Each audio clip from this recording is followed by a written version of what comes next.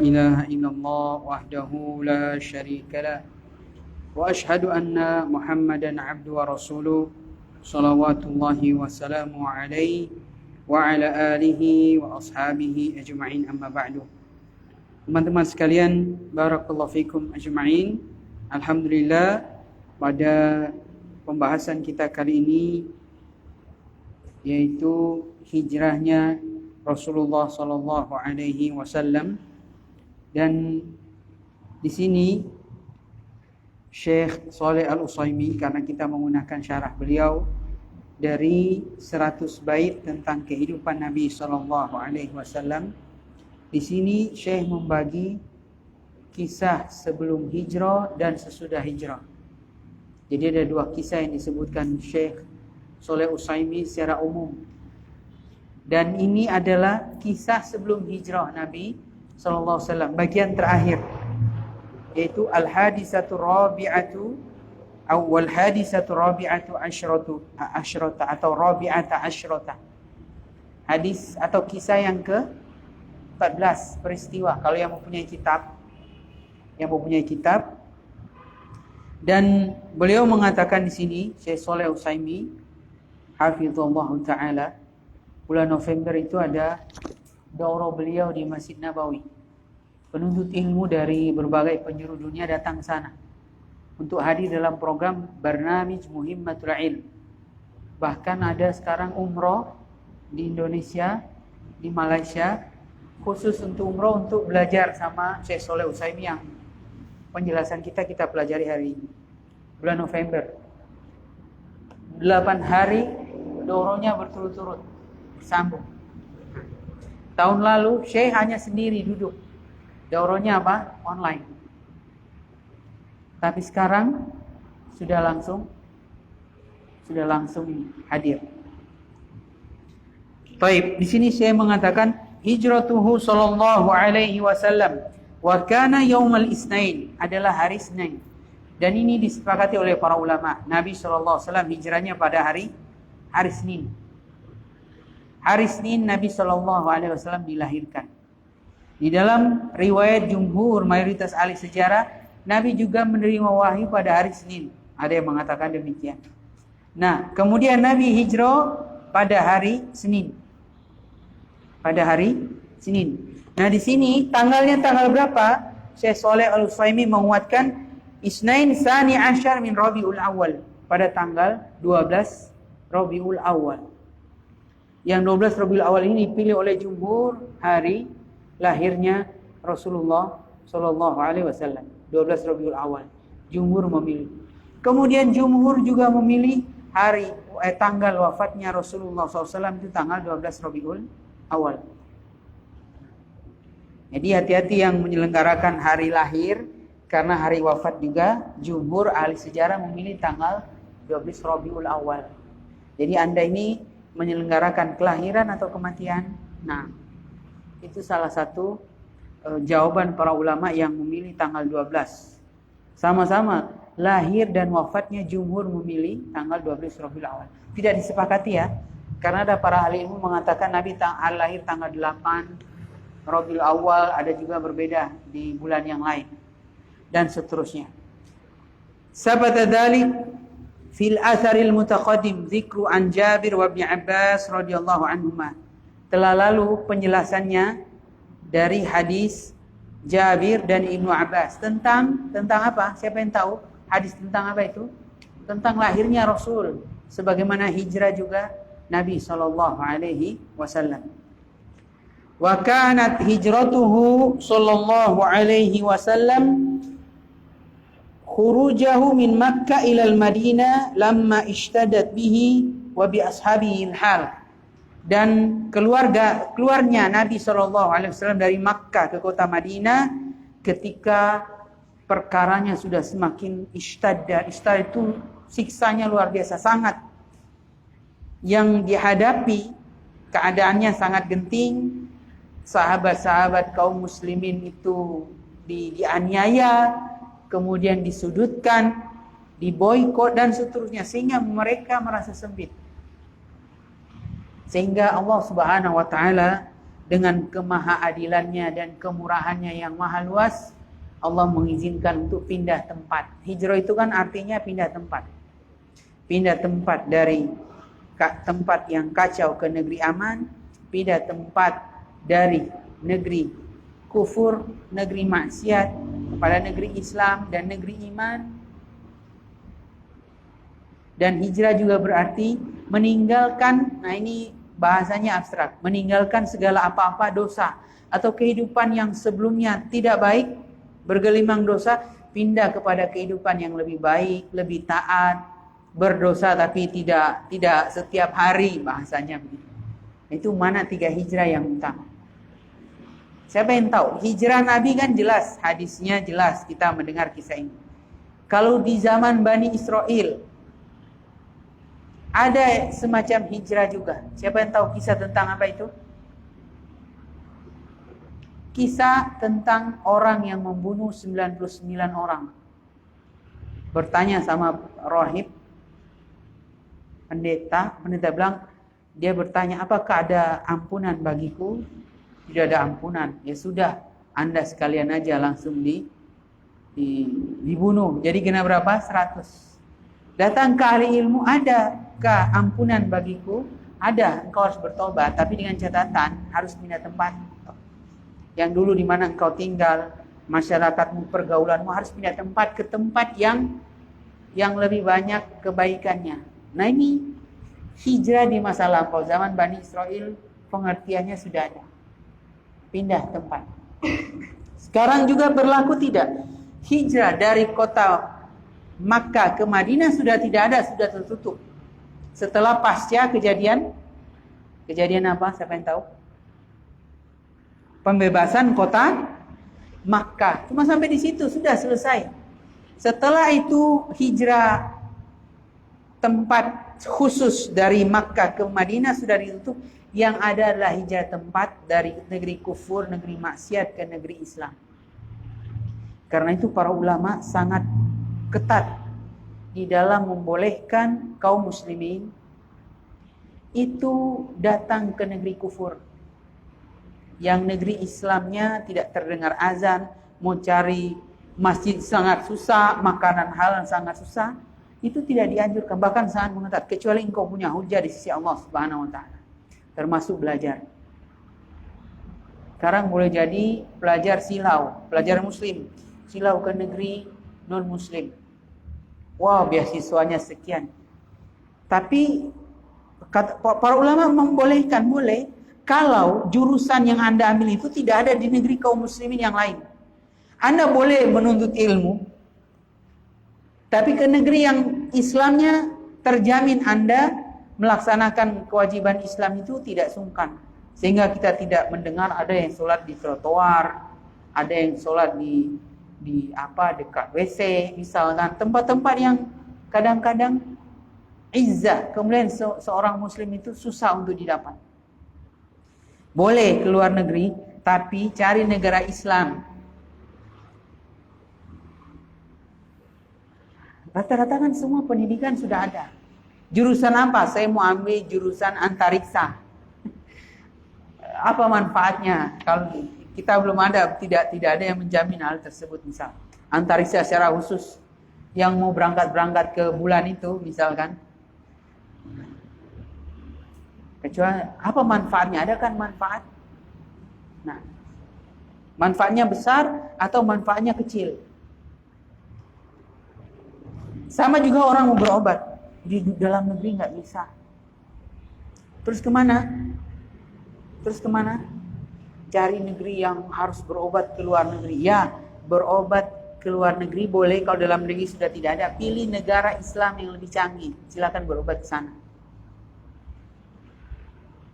Silakan berobat ke sana. Nah, banyak kita berobat setelah di Indonesia, kemana paling dekat berobatnya? Kemana? Ke Singapura. Tapi Singapura azannya terdengar tidak? Di kompleks Melayu. Nah, tapi kalau di kotanya atau azannya harus di dalam? Tidak sama sekali. Jadi mau berobat ke Singapura itu cari dulu negara yang lain. Siapa? Malaysia. Malaysia lebih canggih nggak kedokterannya? Hampir sama. Nah, kalau negeri Timur Tengah lebih maju ya. Kedokterannya lebih maju kan? Nah, Qatar misalkan, lebih maju toh? Lebih maju. Saudi Arabia, Kuwait lebih maju kedokterannya, lebih maju, lebih canggih. Nah, pergi ke sana kalau mau. Makanya dalam negeri insya Allah difokuskan di dalam negeri. Kalau nggak bisa, Fatuklah mastata'tum cuma sampai di sini, saya nggak punya biaya. Nah, kecuali engkau mampu untuk beribadah secara luas. Ke Singapura itu bagian terakhir. Kalau engkau mampu waktu sholat misalkan dan seterusnya. Atau rumah sakitnya menyediakan musola, wah itu bagus, sudah lumayan lah. Dan kalau rumah sakit tidak menyediakan musola, nah agak susah sekali. Apalagi mau cari makanan halal. Makanan halal itu contoh. Kalau gitu nggak sembarang orang kalau mau berlibur aja ke negeri kaum muslimin. Saya mau keluar negeri yang banyak. Apa yang kau lihat di situ? Pasti akan banyak pelanggaran. Benar atau benar? Benar. Akan ada banyak pelanggaran. Makanya kalau orang berasa saya mau keluar negeri belajar, ya belajar ke luar negeri, tapi cari negeri kaum muslimin yang kau beribadah bisa leluasa. Karena apa? Pergaulan akan sangat mempengaruhi. Sehingga kalau lagi belajar sudah datang waktu sholat, lewat saja. Anda mau minta izin ke dosen, nggak lulus mata kuliah itu bisa. Wah, ini orang setiap jam-jam tertentu suka keluar, kena detensi misalkan dan seterusnya. Susah. Nah, ini jawaban para ulama.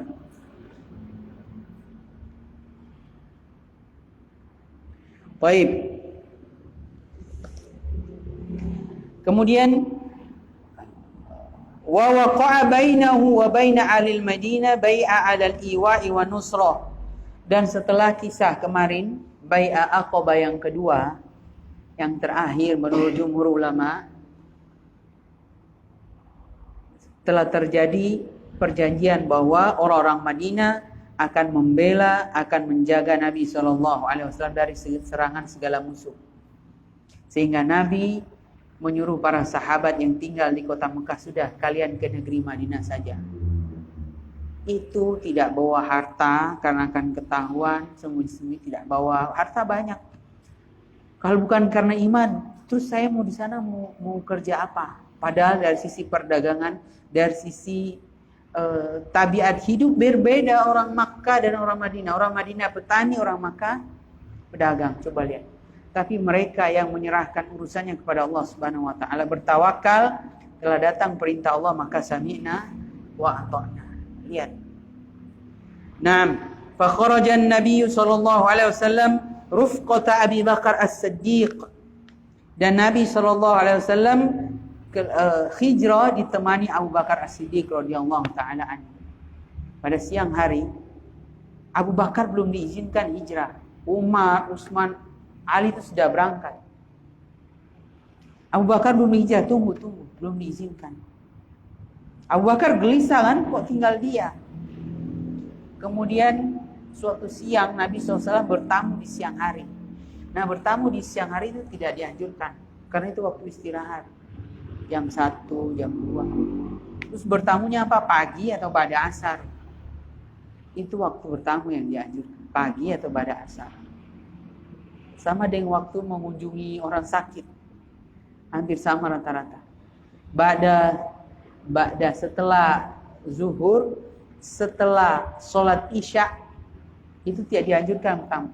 Setelah sholat maghrib, dianjurkan. Boleh, bukan dianjurkan, boleh. Tapi kalau orang nggak ada ya sudah, berarti datang esok hari.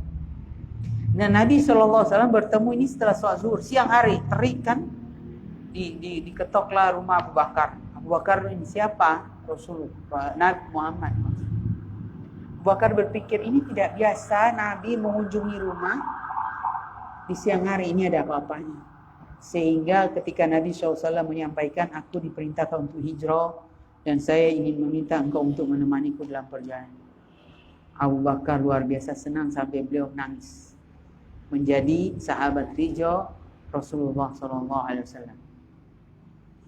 Dan dalam Islam betul Abu Bakar yang menemani hijrah Nabi SAW, sehingga Umar mengambil bagian apa? Beliau yang menetapkan kalender Hijriah di zaman Umar.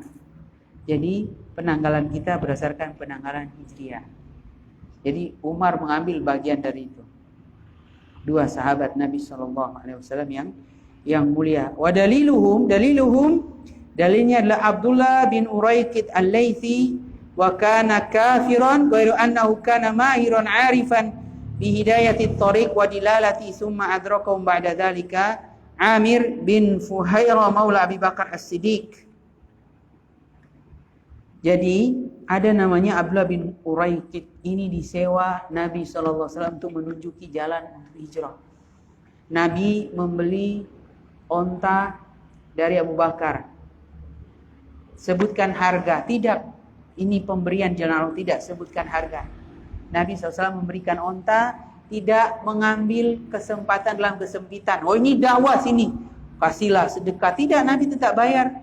Ontanya siapa? Abu Bakar As-Siddiq radhiyallahu taala anhu. Jadi tidak, Nabi SAW itu bukan orang yang suka mengambil harta manusia dengan berlandaskan ini dakwah, beginilah dan seterusnya. Apalagi cuma sedekah. Bersedekahlah nanti sedekah 1 mobil, kalian dapat 10 mobil, dapat rumah, dapat pesawat. Nah, bukan seperti itu Nabi SAW.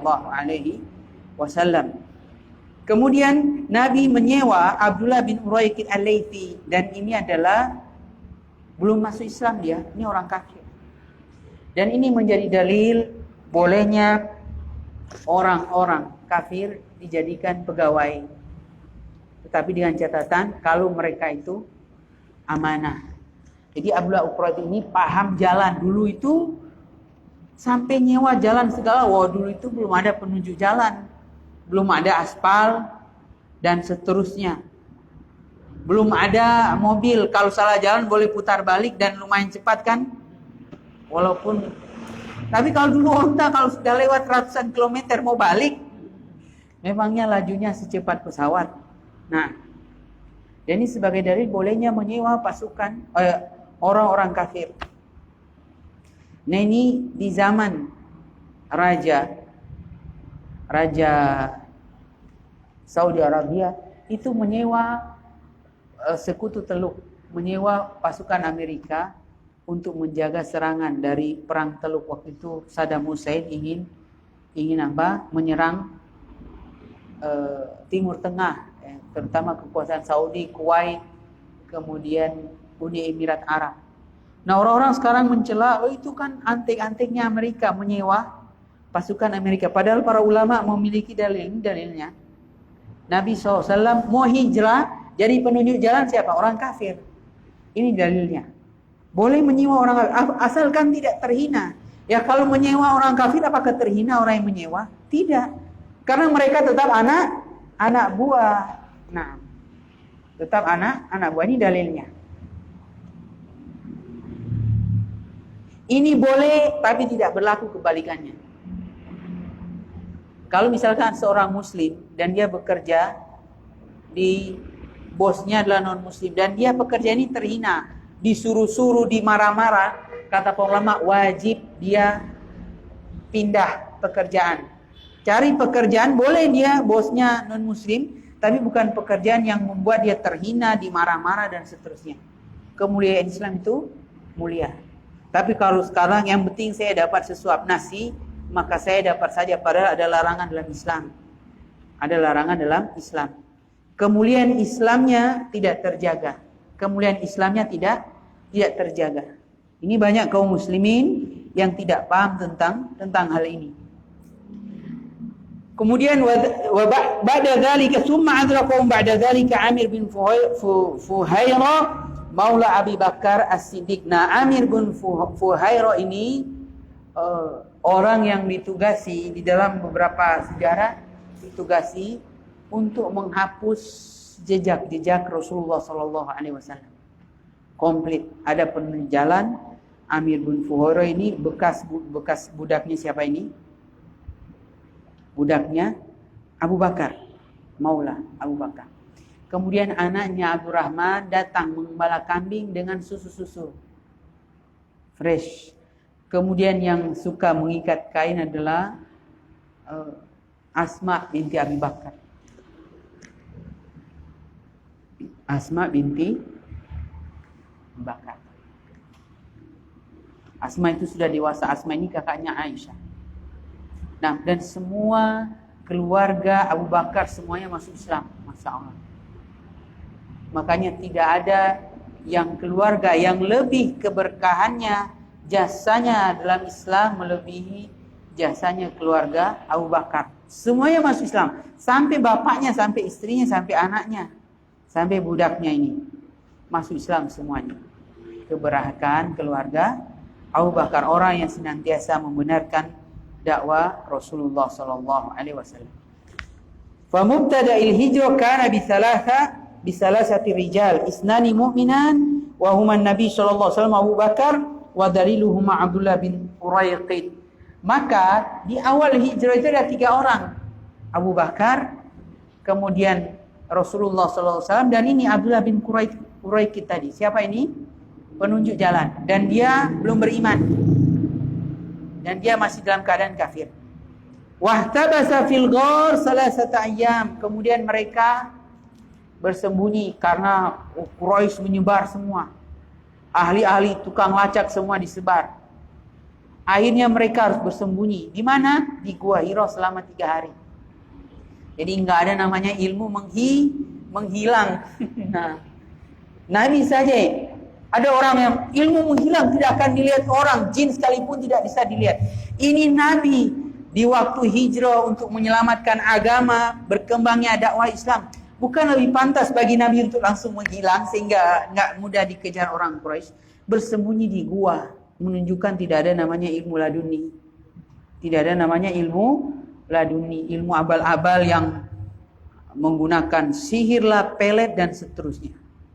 Rasulullah SAW bersembunyi tertahan di Gua Hira karena sudah saking banyaknya orang Quraisy menyebar. Thumma ba'da dzalik lahiqahum Amir bin Fuhairah fasaru arba'ah. Kemudian setelah itu Amir bin Fuhairah ini siapa ini? Tadi siapa Amir bin Fuhairah? Budaknya Abu Bakar. Bersama mereka keempat. Budak ini akan membantu keperluan mereka. Jadi apa? 4. Ya, di sini juga ada pelajaran. Orang kalau mau perjalanan jauh, bepergian, safar, itu dianjurkan tidak sendiri, minimal ada teman. Karena kalau terjadi apa-apa, temannya bisa bantu. Tapi kalau sendiri, akhirnya banyak kecelakaan kan sendiri, akhirnya cuma berdasarkan KTP. Anak sedang di rumah sakit, nggak ada yang tahu beberapa hari. Orang tua tidak dengar kabar anaknya di mana. Itu salah satu syariat itu mencegah hal-hal seperti itu. Dan kalau jumlahnya 2 orang, 3 orang harus diangkat ketua. Nah, dia akan memutuskan kebijakan-kebijakan dalam perjalanan sehingga tidak terjadi cekcok. Saya mau ini dengar sama ketua karena dari awal sudah dijadikan ketua. Nah, biasanya ketua ini cuma di dalam rombongan haji rata-rata ada ketua kloter, pembimbing. Tapi kalau dalam perjalanan jalan-jalan, libur, itu biasanya nggak bebas. Itu sebenarnya tidak dianjurkan. Akhirnya satu suka ketinggalan. Mana satu fulan? Nggak tahu kemana, tadi jalan-jalan ke sana sudah hilang. Karena nggak ada ketua, jangan lewat dari 100 meter. Kan dia yang memberikan komando. Ini dari segi muamalah yang banyak dari kaum muslimin belum memperhatikan dari sisi ini. Dan disebutkan di dalam hadis bahwa Abu Bakar itu bersembunyi di Gua Hira. Gua Hira itu tidak terlalu dalam. Tidak terlalu dalam. Kecil, Gua Hira itu sebenarnya kecil. Kalau Gua Hira sekarang itu sudah lebar, sudah berubah bertahun-tahun. Bahkan orang masuk di sana ada tulisan, ada tempat sholat segala macam. Nah, orang mencari petilasan-petilasan, padahal itu tidak dibenarkan. Nah, baik. Dan sekarang negara yang ada Gua Hira ini, kerajaan Saudi Arabia, beberapa negara itu dilarang berkunjung. Kan suka membuat apa? Macam-macam, tiba-tiba ada yang sholat sehingga beberapa negara dilarang. tahun 2018 Indonesia, jamaah umroh Indonesia itu dilarang ke Uhud karena suka nulis macam-macam di batu-batu, pelet-pelet didapatkan macam-macam, itu dilarang. Dan pemerintah berhak kalau mereka melihat ini orang yang suka buat kerusakan ini. Padahal ya kalau datang berkunjung melihat-lihat saja, ini suka nulis-nulis macam-macam, surat-surat berbagai macam sampah dan seterusnya.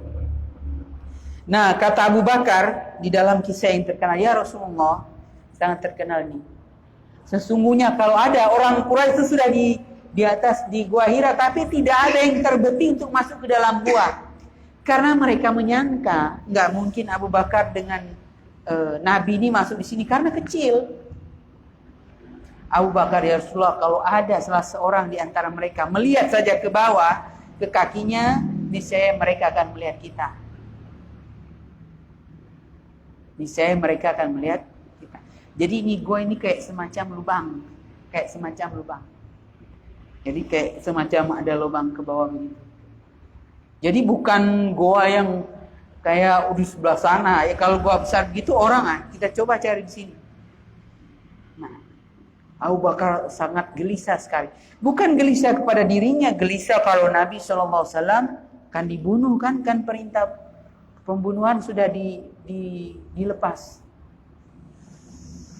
Kemudian Nabi SAW bersabda, wahai Abu Bakar, bagaimana pendapatmu? Kalau ada dua orang beriman, yang satu adalah Allah Subhanahu wa Ta'ala.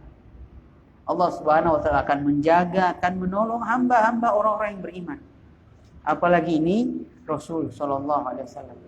Dan benar orang Quraisy yang mencari itu, kafir Quraisy, berlalu begitu saja tanpa melihat ke bawah kakinya dan tidak terbetik. Ayo kita cek di lubang di gua ini. Dan siapa yang membuat mereka berpikir seperti itu? Allah Subhanahu wa Ta'ala.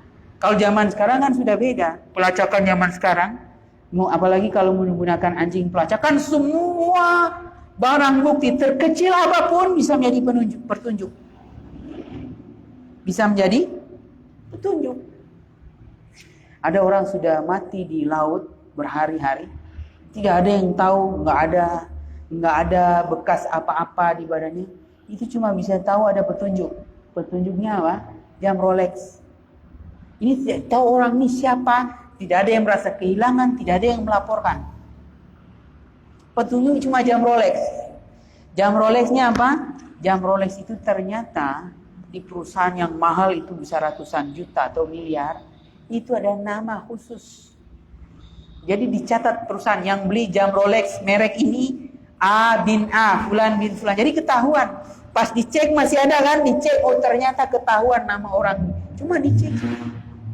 Jam-jam kita bisa dicek nggak nama kamu? Belum bisa. Baik.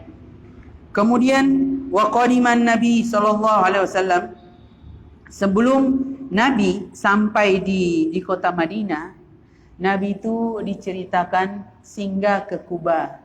Kuba itu masih bagian dari kota Madinah. Kuba itu apakah, pertanyaan, Kuba itu apakah masuk tanah haram? Siapa yang tahu? Tanah haram Madinah. Kuba itu masih masuk tanah haram? PR ya. Nanti pekan depan cari. Kuba itu, Masjid Kuba masih masuk tanah haram atau tidak? Tanah haram Madinah. Nah. Baik. Nabi ke Kuba, dan Kuba ini orang-orangnya suka bersih-bersih. Sehingga turun ayat tentang sesungguhnya Allah menyukai orang-orang yang bertobat dan menyukai orang-orang yang menyucikan diri. Karena itu mereka suka istinja, suka cebok. Ceboknya dengan apa? Dengan air. Nah, sehingga penduduk Kuba dipuji dengan ayat ini. Nabi SAW membangun masjid pertama, Masjid Kuba, dan sampai sekarang ada.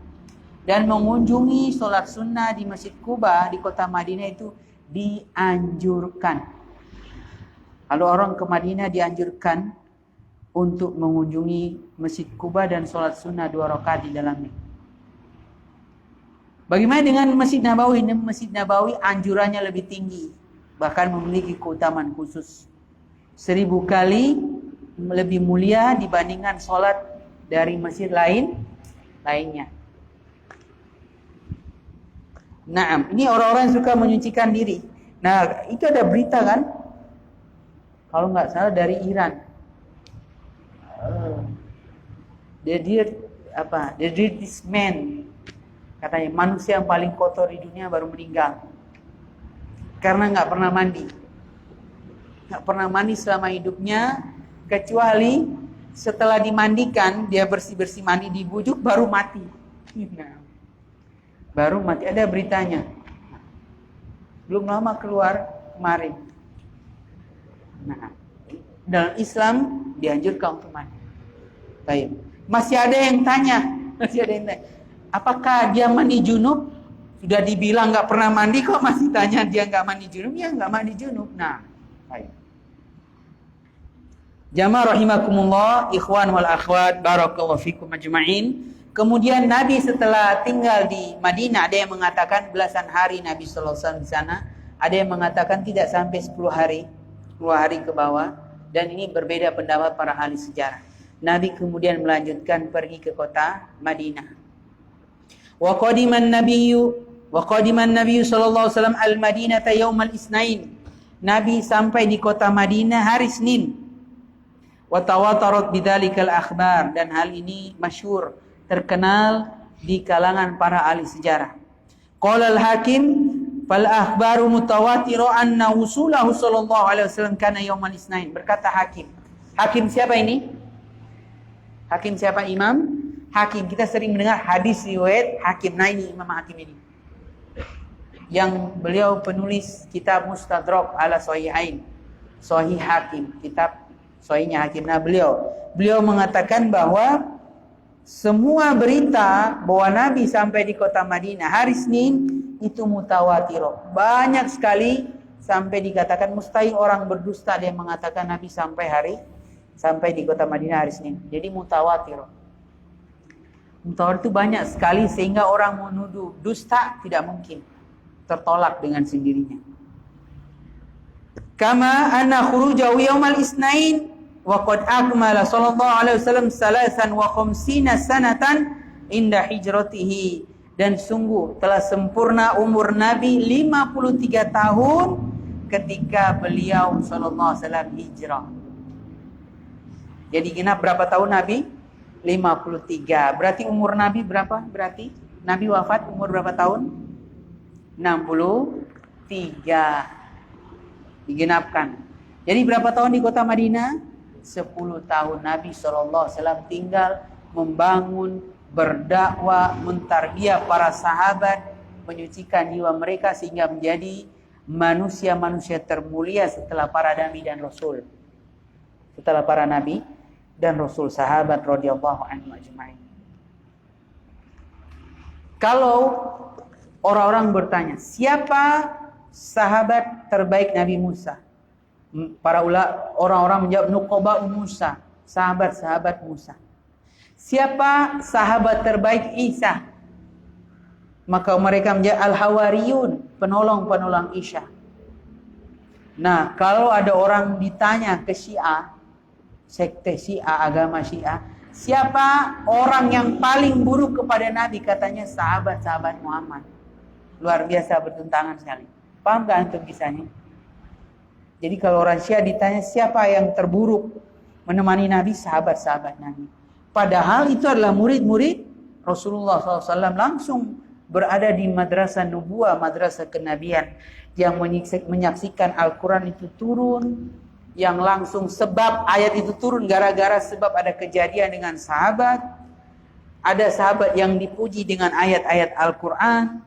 Kemudian ketika ditanya mereka, siapa orang-orang terburuk yang menemani Nabi? Katanya sahabat Nabi. Na'udzubillah min dzalik.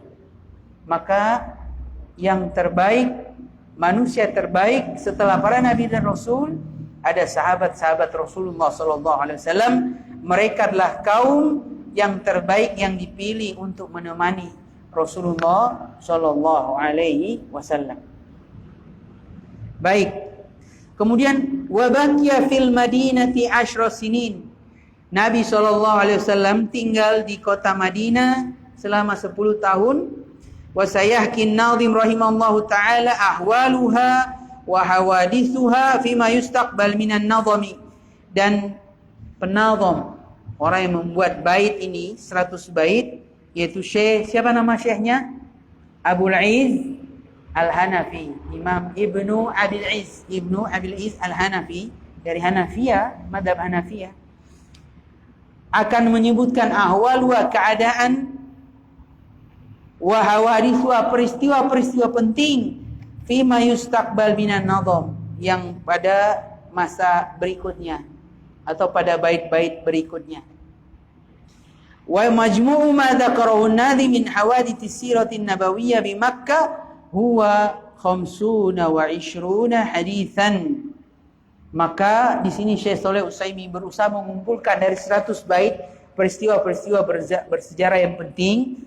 Di sini Syekh Shalih Utsaimin menyebutkan bahwa Syekh di sini menyebutkan 25 peristiwa penting. Fa innahu awwalan dzakara 11 haditsan, menyebutkan 11 peristiwa penting, kemudian yang kedua menyebutkan 14 peristiwa penting. Ini terjadi di mana ini? Di Makkah. 11 peristiwa penting sebelum Nabi diangkat jadi Rasul. Kemudian 14 peristiwa penting setelah Nabi diangkat menjadi Rasul sebelum hijrah ke kota Madinah. Dan kita tadi bacakan kan peristiwa atau kisah ke-14 hijrahnya Rasul SAW. Kemudian Syekh menyebutkan famajmu' hadhil hawadis 25 haditsan min hawadits siratin nabawiyyah di Makkah al-Mukarramah qabla hijratihi sallallahu alaihi wasallam. Maka totalnya adalah 25 peristiwa penting dari sejarah Nabi di Makkah al-Mukarramah yang mulia sebelum hijrahnya Rasulullah sallallahu alaihi wasallam. Baik, sebelum hijrahnya Rasulullah sallallahu alaihi wasallam. Kemudian kita akan sebutkan beberapa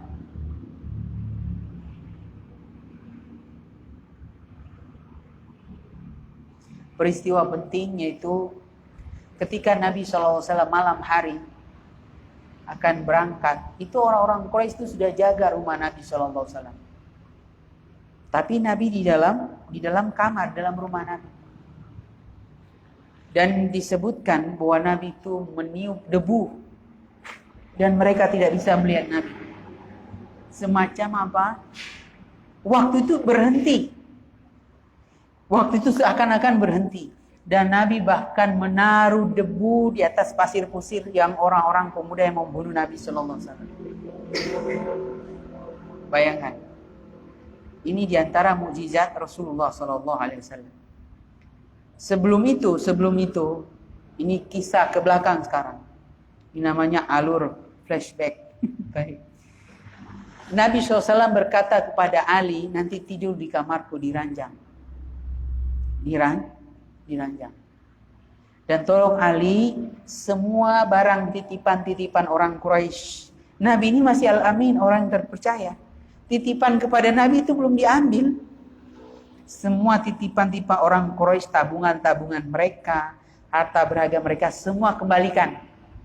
Jadi Ali dititipin barang-barang tersebut. Bayangkan beraninya Ali ya. Ali tidak tahu bahwa kemudian ranjang Nabi itu akan digebrek. Kalau kita, apa enggak khawatir dibunuh? Di dalam kisah, ketika mereka datang, mereka langsung buka ini apa dulu? Buka apa dulu? Selimut. Oh, ternyata Ali. Mereka tidak bisa berbuat apa-apa karena Ali ini Abu Thalib itu masih punya kedudukan kan, pembesar kaum. Berbeda dengan Nabi. Nabi kan bapaknya Abdullah itu masih muda, wafat muda. Jadi kayak belum ada jasanya kepada bangsa Quraisy. Belum terkenal jasanya. Sehingga bunuh saja Muhammad, bapaknya sudah wafat. Bunuh Ali, ya bapaknya sudah wafat tapi memiliki kedudukan mulia di mata-mata orang Quraisy, jangan bermain-main. Sehingga Ali tidak dibunuh. Bayangkan, satu sisi Apa nggak tahu keroyokan orang Indonesia walaupun dalam selimut langsung tombak saja. Ali kan bisa wafat. Tapi tidak terpetik dalam pikiran Ali radhiyallahu anhu, bayangkan. Makanya Ali itu terkenal dengan akhlaknya itu orangnya berani, sangat pemberani. Bayangkan mengganti Nabi sallallahu alaihi wasallam. Sekarang flashback lagi kisah yang ditaburkan debu di atas. Setelah Nabi pergi, orang itu baru sadar, ada debu di kepalaku, dibersihkan seperti itu. Mereka tidak melihat Nabi dan seolah-olah waktu itu terhenti. Ya, kalaupun tidak melihat Nabi, mestinya mereka merasakan apa? Debu kan? Tapi mereka tidak merasakan. Setelah Nabi sudah pergi, kok ada debu di kepalaku ini. Menunjukkan bahwa betul-betul Allah Subhanahu wa taala yang menjaga Nabi sallallahu alaihi wasallam. Setelah itu langsung berangkat Nabi bersama Abu Bakar mengikuti jalan, bukan jalan perdagangan yang biasanya orang-orang Quraisy melewati kota Madinah atau dekat Madinah. Bukan jalan itu, tapi memutar. Jalannya kalau misalkan lewat utara, ini ikut selatan, memutar. Nanti ketemu lagi jalan utama tapi mutar jauh. Jalan yang jarang dilalui orang. Ada konsekuensinya, tidak bisa salah jalan kan? Bayangkan mau ke Madinah ternyata sudah daerah mana ini? Suku mana? Siapa yang tahu? Kerasnya.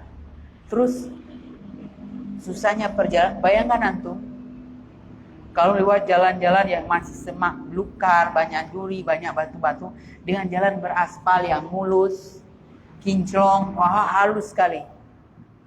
Nah, bahkan kalau jatuh nggak akan terbaret itu, saking halusnya kalau istilahnya sekarang. Baik, susah jalan kan, banyak batu-batu karena nggak biasa dilalui orang. Kemungkinan ketemu binatang buas, kemungkinan besar. Kemungkinan ketemu penyamun, orang-orang yang suka malak di tengah padang pasir lebih menakutkan daripada di tengah-tengah kota. Lebih menakutkan. Tapi itu harus dilalui oleh Nabi sallallahu alaihi wasallam dan sahabatnya Abu Bakar radhiyallahu anhu.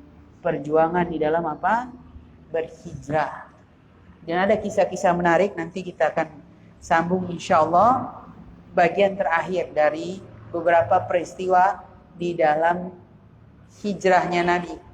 Peristiwa-peristiwa unik, peristiwa-peristiwa penting yang di dalam sejarah Rasulullah SAW berhijrah, dan banyak sekali pelajaran-pelajaran berharga tentangnya. Wallahu a'lam bishawab.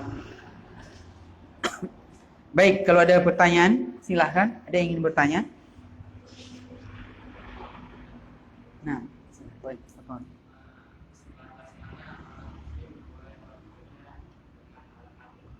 baik, sebatas mana?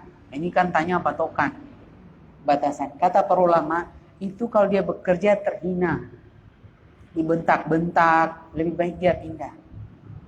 Atau pekerjaan yang dianggap remeh.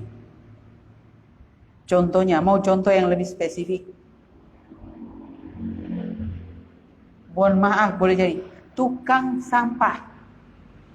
Tukang sampahnya orang kafir. Kalau tukang sampahnya orang muslim nggak masalah. Karena dia, wah ini muslim. Bos saya mesti masalah. Tapi tukang sampahnya orang dan muslim. Dia akan disuruh-suruh. Jadi kayak kotoran-kotorannya yang dibuang. Nah ini masuk di situ. Lebih khusus. Beda kalau kerjanya kebetulan misalkan datang ke orang kafir. Misalkan bagian sedot WC. Itu nggak masalah. Karena itu kan ini. Kadang-kadang kan insidental. Secara hukum di daerah tersebut mayoritas Islam. Tapi beda, ini kan tiap hari, bulanan ini sama orang itu, pasti dihina. Bersihkan ini, bersihkan itu. Ini kok belum bersih. Termasuk yang jadi tenaga TKI. Tenaga TKI di mana? Di luar negeri yang miliknya non Muslim. Jadi apa di sana? Pembantu. Kasih makan, apa yang kerjanya apa? Ada yang kerjanya cuma kasih makan anjing. Makan anjing, nyuci-nyuci badannya anjing. Nah, itu pekerjaan yang terhina. Baik. Nah, itu contoh. Itu contoh. Beda kalau bosnya, tapi ini di kayak perusahaan, dia bagian ngetik, sekretaris. Nah ini dia tidak terhina. Dia masih punya harga diri, bahasanya gitu. Tapi kalau yang tadi, kemungkinan dia disuruh-suruh. Termasuk yang pekerjaan kemungkinan tidak boleh, yaitu satpam. Satpamnya siapa? Muslim. Ngapain dia menjaga orang non-muslim? Nah, ini dijelaskan oleh para ulama. Apalagi yang menjaga gereja. Nah, lebih jauh lagi, menjaga tempat ibadah mereka. Makanya Ani bin Ain itu ada dalam kutub-kutub fikih, kitab-kitab fikih para ulama. Tapi tidak ditampilkan karena akan membuka bobrok sendiri, akan membuka membuka aib-aib mereka itu di kitab-kitab ulama. Kitab-kitab ulama Syafi'iyah lah jelas sekali sangat ketat dalam masalah ini. Kalau dia dikerja di bosnya muslim, maka itu tidak masalah. Itu tidak masalah. Sekalipun yang bagian buang pot air kencing. Misalkan kalau ada kerjaan itu tidak masalah. Tapi kalau yang non muslim maka tidak berlaku. Karena kemuliaan Islam itu tinggi. Naam, ini penjelasan para ulama. Wallahu a'lam bishawab. Baik. Tanya lain. Fadhal.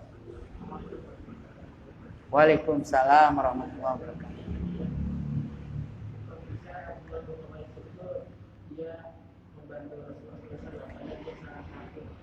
Ini bukan dibantu ya, membantu, menyewa, disewa orang itu, disewa. Nah, jadi membantu tadi mungkin anak kurang sebutkan, dia ini disewa oleh Abu Bakar dan Nabi Rasulullah SAW untuk menjadi penunjuk jalan. Ini penunjuk jalan dunia, bukan penunjuk jalan akhirat, kan nggak mungkin. Nah, jadi jangan sampai orang berdalil, ini dalilnya bahwa semua agama itu sama. Buktinya Nabi menjadikan penunjuk jalan dari orang kafir. Padahal ini penunjuk jalan-jalan biasa. Bukan jalan negeri akhirat bahasanya kan. Jadi bedakan dua kasus ini. Jangan salah kaprah. Orang-orang yang suka berdalil kalau tidak paham konteks masalah suka dibolak-balik. Nah, jadi disewa. Dan bolehkah kita menjadikan orang non-muslim itu pegawai? Boleh. Tapi bukan posisi yang strategis, posisi penting. Di zaman Umar pernah memarahi Abu Musa al-Ash'ari karena menjadikan tukang tulisnya itu Nasrani. Itu posisi penting tuh tulis itu. Bendahara, posisi penting. Sekretaris itu kan, wah ini pesan penting-penting ini. Bendahara, wah uangmu saya tahu, nggak bisa. Bukan strategis. Mereka di mana posisinya lebih bawah. Tidak terlalu penting. Jadi pembukuan, keuangan, strategis, HRD. Jangan muslim. Kalau yang punya perusahaan adalah bos besar. Nah, muslim. Nah, jadi kalau Anda misalkan jadi entrepreneur, bos-bos besar, bisnismen, pilih yang muslim. Ustaz, kalau yang non muslim lebih cakap, lebih canggih. Cari yang muslim yang cakap juga dan canggih. Banyak. Ini bayarannya lebih mahal yang muslim. Ya, karena dia ada tambahan iman di dalamnya. Dia akan ada lebih amanah. Nah, kalau non muslim lebih amanah. Ya, tetapi di dalam Islam itu dilarang karena akan kemungkinan agama itu ikatan itu kuat. Agama itu ikatan kuat. Maka jangan dijadikan mereka itu sebagai wakil-wakil yang berada di posisi atau pejabat strategi penting. Jadi bolehkan. Nah, tidak dibolehkan. Wallahu a'lam bishawab. Baik, posisi-posisi pejabat penting. Nah, ada pertanyaan yang lain? Silahkan. Akhi.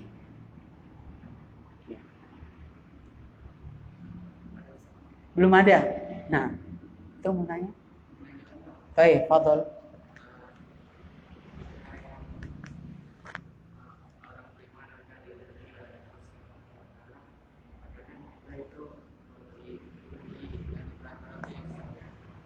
Diuji apa? Ya.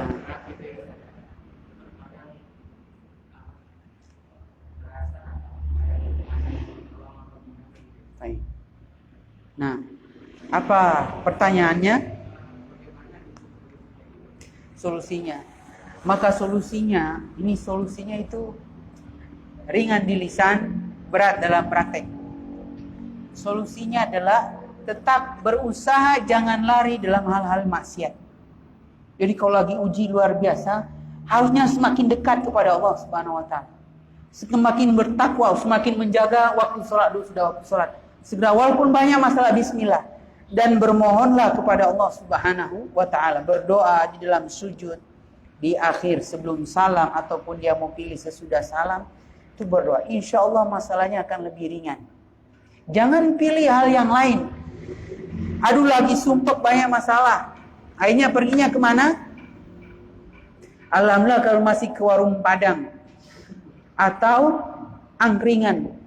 Tapi kalau larinya ke diskotik atau larinya ke pergaulan bebas, nasallahu salamah, pasti dia akan bertambah maksiat.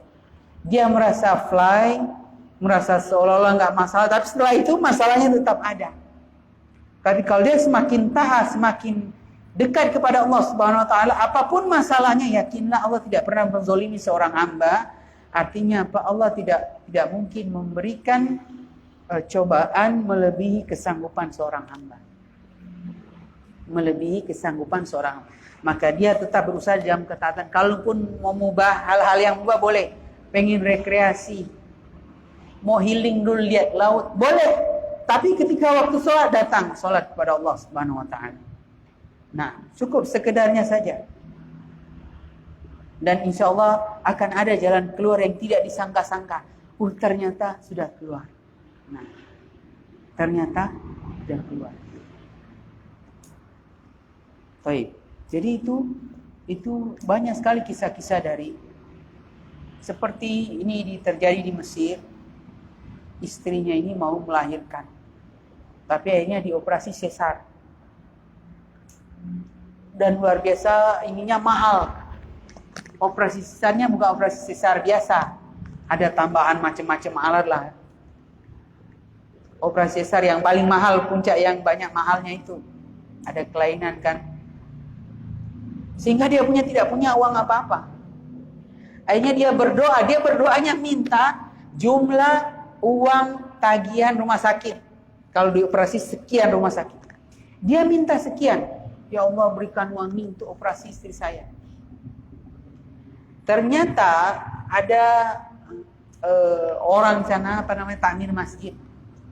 Ada muhsinin datang. Ini saya mau sedekah, mau gimana, susah sekali saya mau sedekah.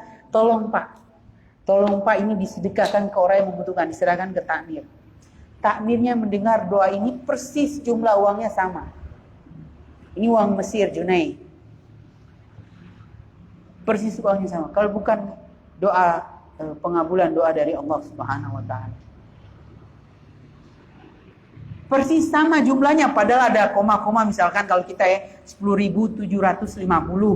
Uangnya sama, dikasihnya juga itu dia sumbang. Bukan 11.000, 10.750 sama. Diijabahi oleh Allah Subhanahu wa taala. Itu cuma contoh. Ini kan contoh personal. Banyak juga contoh dari kita, tapi tidak bisa disebutkan misalkan. Nah, karena lebih personal. Dan banyak lagi kisah yang lain. Kenapa sih Allah Subhanahu wa taala cuma memberikan sebesar itu pada orang itu? Makanya kalau mintanya itu umum, jangan menetapkan. Ya Allah, berikanlah kemudahan, lancarkanlah operasi. Jadi Allah Subhanahu wa taala memberikan lebih. Dia menetapkan, akhirnya Allah Subhanahu wa taala memberi. Nah, termasuk kalau orang mau minta surga, minta aja surga. Ya Allah, minta bidadari 3, tambah 1 lah supaya 4. Jangan lupa rumah-rumah beserta emasnya. Airnya juga tambah dari gelas-gelas kaca. Tambah juga permata. Terlalu rinci dan itu nggak ada faedah. Di surga itu kenikmatannya itu tidak pernah terbetik dalam pandangan manusia. Begitu juga orang berlindung dari api neraka. Umum saja. Jangan berlindung daripada lubang-lubang neraka, daripada rantai-rantai neraka. Terus kalau ternyata ada hukuman lain yang belum dia sebutkan, saya pengen tahu bayangan. Wah, ini kan belum disebutkan. Makanya minta itu umum. Makanya kalau berdoa itu tidak bersajak. Mintalah kepada Allah Subhanahu wa taala secara umum. Adapun kalau spesifik silakan, ya Allah tali sendalku putus sebagaimana disebutkan oleh riwayat Aisyah radhiyallahu anha, ada yang talinya sendal putus minta kepada Allah, enggak masalah. Kalau pas dia lagi butuh disebutkan secara spesifik. Wallahu a'lam bissawab. Tadi ada tambahan faedah. Baik, ada pertanyaan yang lain? Masih ada?